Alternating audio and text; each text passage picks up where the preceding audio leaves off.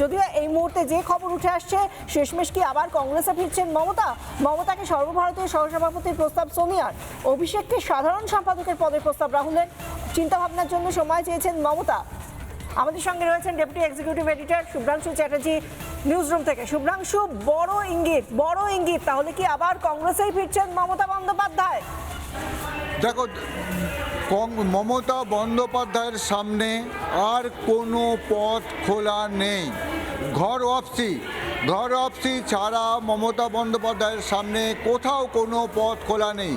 যাদেরকে মমতা টিকিট দিয়েছিল, যাদেরকে মমতা এমএলএ করেছিল, যাদেরকে মমতা এমপি করেছিল, তারা কেউ মমতার সঙ্গে নেই। এখনো পর্যন্ত যারা মমতার সঙ্গে আছে বলে দাবি করা হচ্ছে বা দাবি করছে, তারাও ঠিক কতটা মমতার সঙ্গে আছে সেই নিয়ে সংশয় আছে, সেই নিয়ে সন্দেহ আছে। এই জায়গায় দাঁড়িয়ে মমতাকে যদি রাজনীতিতে টিকে থাকতে হয়, যদি রাজনীতি করতে হয়, তবে একমাত্র ভরসা সেই কংগ্রেস, যে কংগ্রেস ভেঙে মমতা তৃণমূল তৈরি করেছিল, যে কংগ্রেসকে টুকরো টুকরো করে মমতা তৃণমূল করেছিল, যে মুর্শিদাবাদ কংগ্রেস, যে মালদা কংগ্রেসকে মমতা তছনছ করে দিয়েছিল, সেই কংগ্রেসই মমতার একমাত্র আবাসন হতে পারে, একমাত্র আশ্রয়স্থল হতে পারে।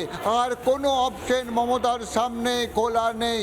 মমতার যে এমপিদের নাম আসছে এখনো অবধি, যে লোকসভায় এবং রাজ্যসভায় যে এমপিদের নাম উঠে আসছে, তাদের যে সামনে যে নামগুলো এসছে, তার বাইরেও অধিকাংশ নাম তারা কদিনের মধ্যেই মমতাকে হাত ছেড়ে দিচ্ছে।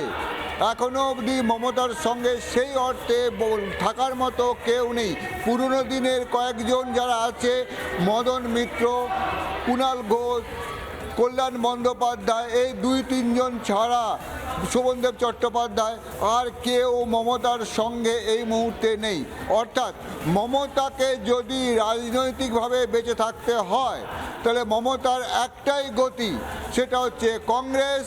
আবার সেই নতজানু হয়ে কংগ্রেসেই থাকতে হবে মমতা বন্দ্যোপাধ্যায়কে, কংগ্রেসেই ফিরতে হবে মমতা বন্দ্যোপাধ্যায়কে। তবে এই ক্ষেত্রে দেখা যাচ্ছে অনেক বেশি উদার মনোভাব সম্পন্ন হয়ে কংগ্রেস থেকে মমতাকে প্রস্তাব দেওয়া হয়েছে। এবং আমার ধারণা, আমার সঙ্গে একটু আগে এখানে আসার আগে, এটা বলার আগে, একজন তৃণমূলের এমপি যে মমতার খুব ঘনিষ্ঠ, এই মুহূর্তে মমতার হয়ে ব্যাটিং করছে, তার সঙ্গে কথা হচ্ছিল। তার নামটা এই মুহূর্তে আমি বলছি না।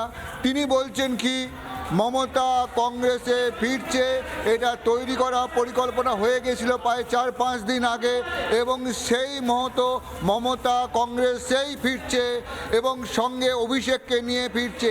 কারণ এই মুহূর্তে একের পর এক ঘটনা যা ঘটছে পশ্চিমবঙ্গে, সেটা সামলানোর ক্ষমতা মমতার নেই।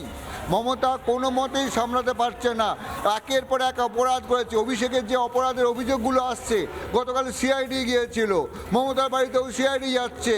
মমতার পক্ষে পশ্চিমবঙ্গ ততক্ষণ পর্যন্ত নিরাপদ যে মুখ্যমন্ত্রী ছিল, মমতার ক্ষেত্রেও পশ্চিমবঙ্গে ফিরতে দ্বিধা হচ্ছে এই মুহূর্তে। সেই কারণে আমরা বলবো, মমতা বন্দ্যোপাধ্যায়কে যে অফার দিয়েছে সেই অফারটা ছাড়া মমতার তৃণমূল কংগ্রেসকে থেকে ছেড়ে গিয়ে কংগ্রেসে ফিরে যাওয়া ছাড়া কোনো অপশন নেই। নানা ধরনের কন্টেন্ট দেখার জন্য লাইক করুন, শেয়ার করুন আমাদের ফেসবুক পেজ, সাবস্ক্রাইব করুন আমাদের ইউটিউব চ্যানেল। পাশাপাশি অন্যান্য ব্রেকিং নিউজের জন্য অবশ্যই চোখ রাখুন রিপাবলিক বাংলায়।